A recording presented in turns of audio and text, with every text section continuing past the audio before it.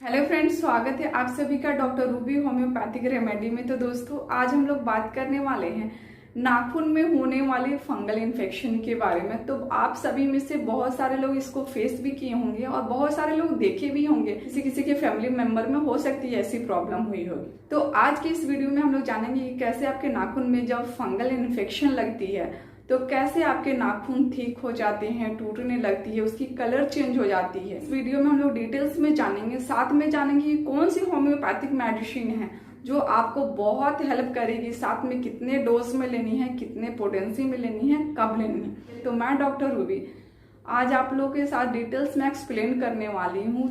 तो वीडियो में अंत तक मेरे साथ बने रहिए। तो अगर चैनल पे पहली बार आए हैं तो चैनल को सब्सक्राइब कीजिए और बेल आइकन को प्रेस कीजिए ताकि जब भी कोई नया वीडियो अपलोड करूँ तो सबसे पहले नोटिफिकेशन आप सभी को मिले। तो चलिए हम लोग आगे जानते हैं कि फंगल इन्फेक्शन जब होती है तो कौन से ऐसे साइन एंड सिम्टम्स आपको देखने को मिल सकते हैं जिससे आपको पता चलेगा कि आपके नाखून में इन्फेक्शन शुरू हो गई है। तो दोस्तों, ये जो फंगल इन्फेक्शन होती है वो मोस्टली देखा जाता है कि मेल में ज़्यादा होती है कंपेरिजन टू फीमेल। और जो ये इन्फेक्शन होती है आपके किसी भी नाखून में हो सकती है, चाहे कि आपके हाथ के नाखून हो या आपके पाँव के नाखून हो, लेकिन जो मोस्टली देखा जाता है पाँव के नाखून को अफेक्ट करती है। तो जैसे ही आपको इन्फेक्शन लगेगी तो आपको देखने को मिलेगा कि आपके नाखून पे छोटे से स्पॉट आएंगे, या तो येलो कलर के हो सकते हैं या तो व्हाइट कलर के हो सकते हैं।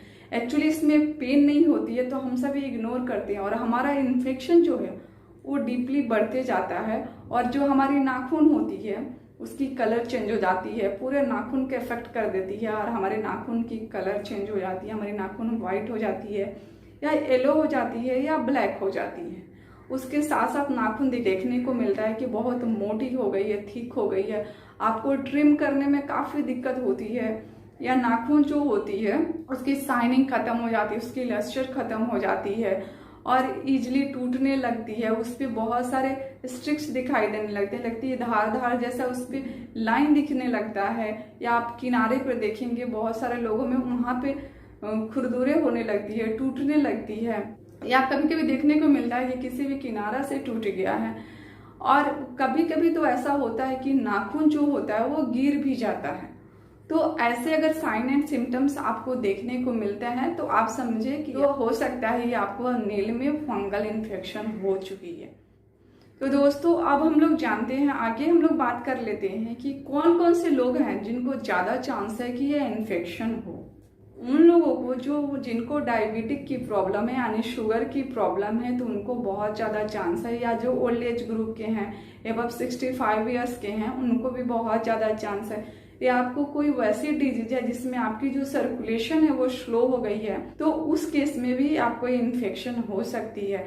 या उन लोगों को भी बहुत ज़्यादा चांस है जिनको कि बहुत ज़्यादा स्वेटिंग होती है, हमेशा ज़्यादा स्वेटिंग होती है तो मॉइस्ट होती है, तो उसकी वजह से भी वहाँ पे फंगस का ग्रो इजीली हो जाता है। या उन लोगों को जो बहुत ज़्यादा टाइट शूज पहनते हैं या प्लास्टिक के शूज पहनते हैं या सिंथेटिक सॉक्स यूज करते हैं यानी मोजा कॉटन के यूज नहीं करते हैं, और आप जब प्लास्टिक के शूज पहनते हैं तो बाहर से एयर नहीं पास होती है यानी हवा नहीं जाती है, तो वहाँ पे इजीली इन्फेक्शन की चांस रहती है और वहाँ पे जल्दी से फंगस ग्रो हो जाते हैं और आपको इन्फेक्शन हो जाती है। या उन लोगों को भी बहुत ज़्यादा चांस है जिनका काम है लंबे समय तक पानी में काम करना या वैसे ही काम करना जिनमें उनके हाथ पांव लंबे समय तक भीगे रहते हैं या नमी रहती है, तो उस केस में भी इन्फेक्शन के बहुत ज़्यादा चांस होते हैं। या उन लोगों में भी जिनके नाखून में कोई इंजरी हो गई है, हम सभी घर पे ही देखते हैं, कभी हम लोग नाखून में चोट लग जाती है सोफा से या डोर से, तो हम लोग उसको इग्नोर कर देते हैं कि चोट लगी है, ठीक हो गई है, लेकिन वही नेल में फिर से वहाँ पे फंगस ग्रो कर जाते हैं।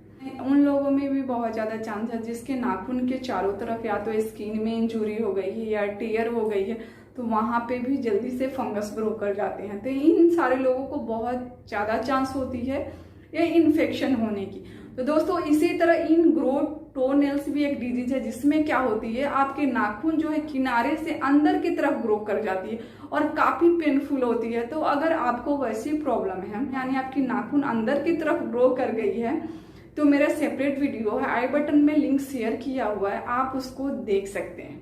तो आगे हम लोग जानते हैं कि अगर आपके नाखून में फंगल इन्फेक्शन हो गई है तो आपको क्या क्या मैनेजमेंट करनी है। तो सबसे पहले तो आप हाइजीन मेंटेन कीजिए, अपने हाथ पांव को अच्छे से क्लीन कीजिए और उसको ड्राई कीजिए। एवरीडे अपने सॉक्स को अच्छे से साफ कीजिए और अच्छे क्वालिटी का जो भी सॉक्स पहने हैं वो कॉटन के पहने। उसके साथ साथ जब भी उस एरिया को टच कर रहे हैं यानी नेल को टच कर रहे हैं तो अपने हाथ को अच्छे से क्लीन करें। तो ये हुई मैनेजमेंट। आगे हम लोग जानते हैं कि कौन सी होम्योपैथिक मेडिसिन लेनी है, कितने डोज में लेनी है और कितने पोटेंसी में लेनी है। तो ध्यान से सुनिए और अपने लिए मेडिसिन का सिलेक्शन कीजिए। तो दोस्तों, जो हमारी पहली मेडिसिन है साइलिसिया 200, उन लोगों को लेनी है जिनको हाथ पांव में बहुत ज़्यादा पसीना होती है और पसीना में बहुत ज़्यादा बदबू रहती है। उसके साथ साथ इतना ज़्यादा पसीना होती है कि आपके हाथ पांव कोल्ड रहते हैं और आपके नेल में जो है वो इन्फेक्शन हो जाती है, वहाँ पे पस का फॉर्मेशन हो जाता है और साथ में वहाँ पे शार्प पेन होती है। तो अगर ऐसी प्रॉब्लम आपको है तो आप सभी साइलिसिया 200 2 बूंद लीजिए डायरेक्ट टंग पे, दिन में सिर्फ एक बार। हमारी जो दूसरी मेडिसिन है एसिड फ्लोर या फ्लोरिक एसिड 200, उन लोगों को लेनी है जिनके नाखून में फंगल इन्फेक्शन है, साथ में उनके नाखून बहुत तेजी से ग्रो करते हैं, बहुत फास्ट ग्रो करते हैं और जितने फास्ट ग्रो करते हैं उतना ही उनकी नाखून जो होती है कमजोर होती है, वीक होती है और वो इजिली टूट जाती है। तो अगर इस टाइप के सिम्टम्स हैं तो आप सभी को एसिड फ्लोर 200 2 बूंद डायरेक्ट टंग पे लेनी है, दिन में एक बार। आज के लिए इतना ही।